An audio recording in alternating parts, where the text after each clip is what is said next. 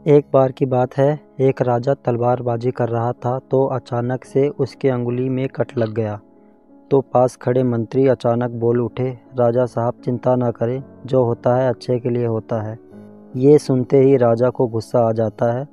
राजा उस मंत्री को कारागृह में बंद करने का आदेश दे देता है और बोलता है इसको फांसी पर चढ़ा दिया जाए।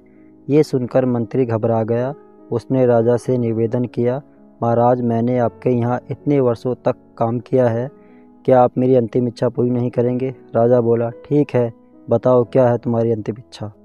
मंत्री बोला, कृपया मुझे 10 दिन का समय दीजिए, उसके बाद आप मुझे जो चाहे वो सज़ा दे दीजिए। राजा ने उसकी अंतिम इच्छा मान ली। राजा दूसरे दिन अपने सैनिकों के साथ जंगल में शिकार पर निकला। जंगल के बीच में राजा अपने सैनिकों से बिछड़ गए और रास्ता भटक गए। रास्ता ढूंढते हुए राजा वनवासियों के बीच में पहुंच गए, जो बलि देने के लिए किसी को ढूंढ रहे थे। वनवासियों ने राजा को पकड़ लिया और वन की देवी को बलि देने के लिए ले गए। बलि देने की सारी तैयारियां पूरी हो गईं।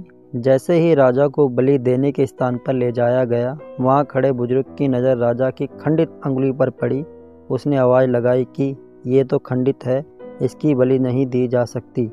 तो वनवासियों ने राजा को छोड़ दिया। राजा जैसे तैसे वहां से निकला और अपने राज्य पहुंचा। सबसे पहले कारागृह में अपने मंत्री से मिलने पहुंचा। राजा ने मंत्री से कहा, आपने सही कहा था, अगर मेरी अंगुली नहीं कटी होती तो मैं जिंदा नहीं होता, यानी जो होता है वो अच्छे के लिए होता है। राजा ने फिर पूछा, मेरा तो फ़ायदा हुआ, लेकिन आपका कैसे फ़ायदा हुआ? मैंने तो आपको सज़ा दी। मंत्री बोला, मैं आपके साथ शिकार पर हमेशा रहता हूँ, उस दिन भी रहता, लेकिन मेरे खंडित नहीं होने के कारण मेरी बलि चढ़ जाती, इसलिए मेरे साथ भी जो हुआ अच्छा हुआ। राजा प्रसन्न हुआ, लेकिन छोटी सी बात पर मंत्री को सज़ा देने का दुख भी हुआ। इसलिए राजा ने मंत्री को कारागृह से निकालकर फिर से अपने साथ रख लिया। दोस्तों, अपने जीवन में भी बहुत से उतार चढ़ाव आते रहते हैं। कभी कभी कुछ चीज़ें मन मुताबिक नहीं होती हैं, इस कारण से कभी निराश नहीं होना चाहिए। हमेशा याद रखें, जो होता है अच्छे के लिए होता है।